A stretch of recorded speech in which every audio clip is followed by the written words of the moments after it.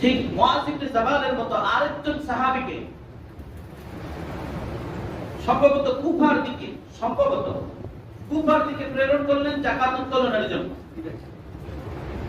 বোঝেন, খুব যারা কোম্পানি জব করেন, সরকারি জব করেন, একটা ফোঁটা পরিমাণ আপনার জন্য এর বাইরে হালাল নয়।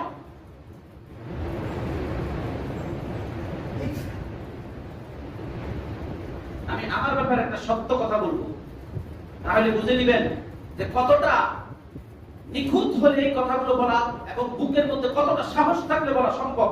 আল্লাহ তাআলার ইচ্ছায়, কার ইচ্ছায়? আমি মাঝেমধ্যে আমি আমার জায়গা থেকে চিন্তা করি, এই হাদিসটি ওই হাদিসকে চিন্তা করে মাঝেমধ্যে চিন্তা করি যে ওই ব্যক্তিকে যখন প্রেরণ করা হলো, তিনি যাকাত উত্তোলন করলেন। উত্তোলন করার পর সেখানকার বাসিন্দারা যেমন এক হাতে তাকে যাকাতের সম্পদ দিয়ে আরেক হাতে তাকে বলল, এটা আপনার জন্য। এটা কার জন্য? আপনার জন্য। অর্থাৎ যাকাতের জন্য 1 মণ শস্য দিল, শস্য দেওয়ার পর 5 কেজি বা 10 কেজি, এটা আপনার জন্য, কি হাদিয়া। এটা কি হাদিয়া। আল্লাহ রাসূল ওই সাহাবী তাদের দরিদ্রদের মধ্যে বন্টন করার পরে কিছু সম্পদ নিয়ে আসলেন মদিনায়। নিয়ে আসার পরে এক্সট্রা কিছু সম্পদ পাইলেন। আল্লাহ রাসূল সাল্লাল্লাহু আলাইহি ওয়াসাল্লামকে যে যাকাতের অংশগুলো নিয়ে এসে বলেন, ইয়া রাসূলুল্লাহ, এই হলো আমি ওই অঞ্চল থেকে, উপ অঞ্চল থেকে যা যাকাত উত্তোলন করে যা পেয়েছি, এগুলো আমি জমা দিলাম। আল্লাহ রাসূল ওগুলো কি? ইয়া রাসূলুল্লাহ, ওখানকার লোকেরা এগুলো আমার জন্য দিয়েছে।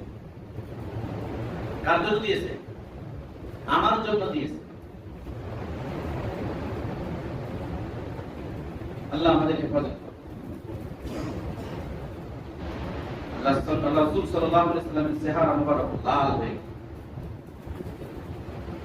তো আল্লাহ রাসূল রাগান্বিত হয়ে যাওয়া মানে কি? রাগান্বিত হয়ে যাওয়া।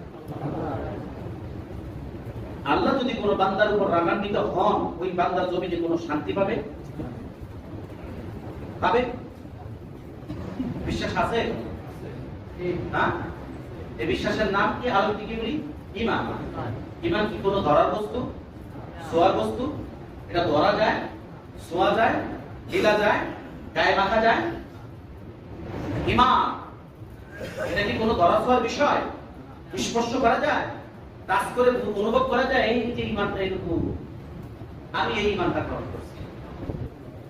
এই তরমুজটা এরকম, এই তরমুজটা এরকম, এই কাঁঠালটা এরকম, এই নারকেলটা এরকম, এই ডাবটা এরকম, আমি এই ডাবটা গ্রহণ করলাম, আমি এই কাঁঠালটা গ্রহণ করলাম, আমি এই তরমুজটা গ্রহণ করলাম।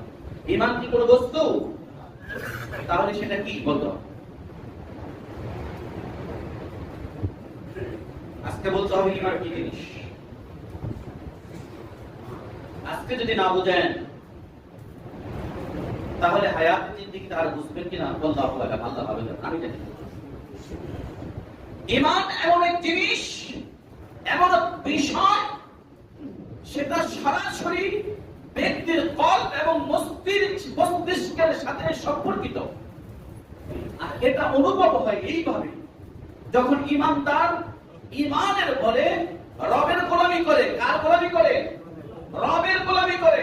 মুহাম্মদুর রাসূল সাল্লাল্লাহু আলাইহি ওয়াসাল্লামের একনিষ্ঠ উম্মাহ অনুসরণ করে।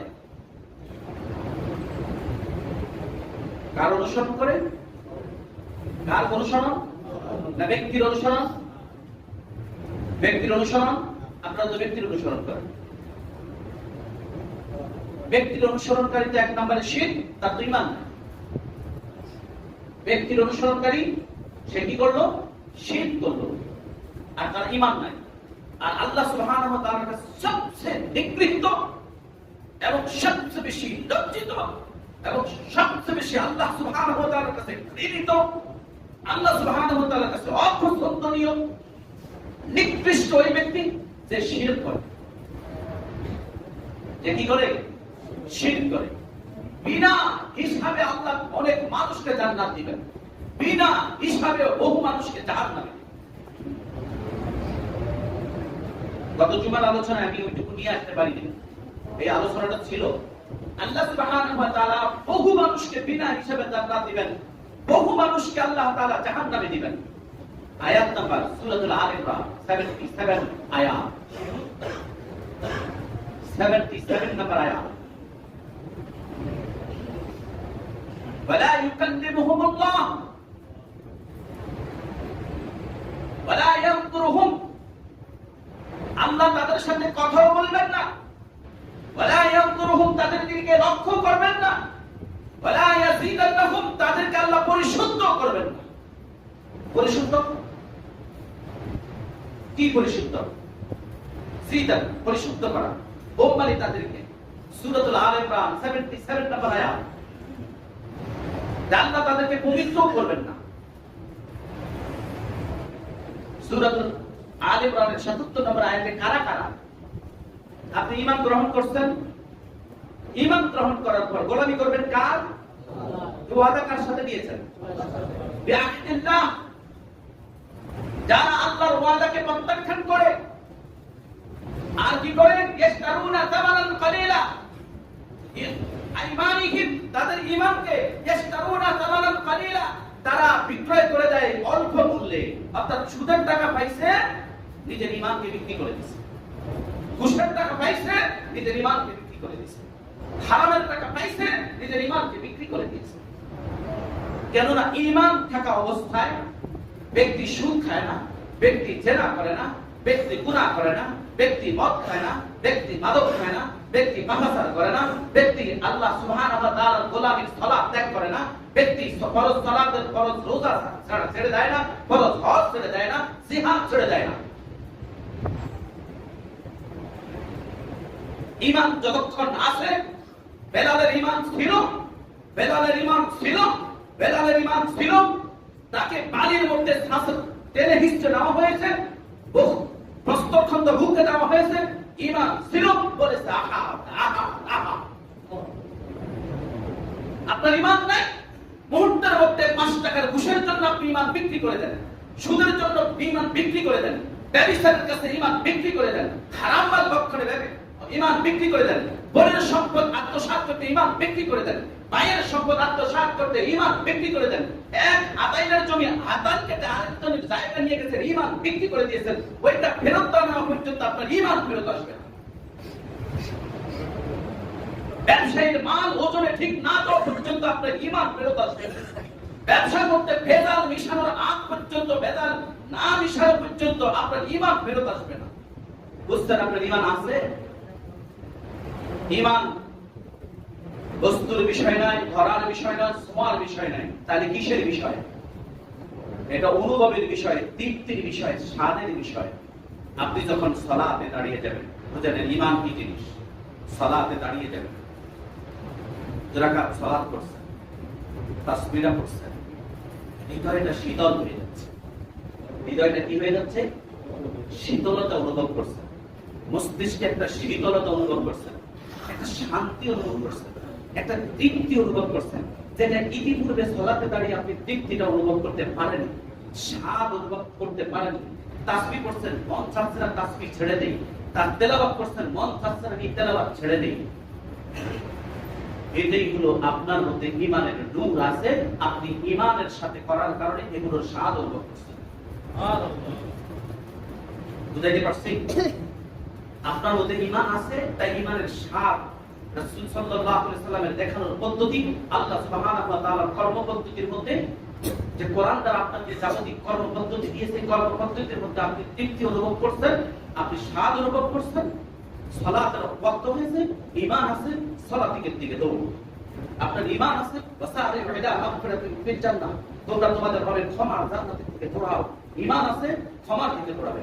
ঈমান আছে, জান্নাতের দিকে দৌড়াবে। ঈমান নাই, সালাতের সময় হয়েছে, হাতে একটা কাজ আছে, একদিকে রওনা হয়েছে, পরে পড়ে গেল। কিসের ঘাটতি এটা? ঈমানের। কিসের ঘাটতি? ঈমানের।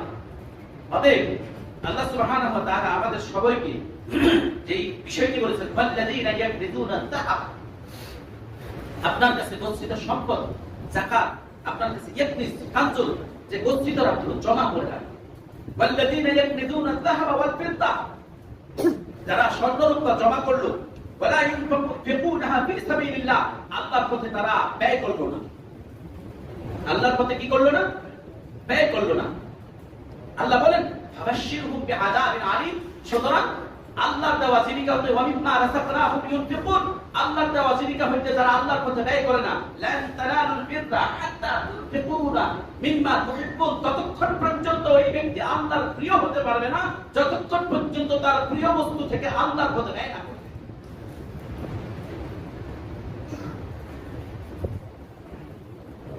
এই রেফারেন্স গুলো কোথায়? কোরআন। কোথায়? ওয়া মিম্মা রাযাকনাহুম ইউনফিকুন কোথায় আছে?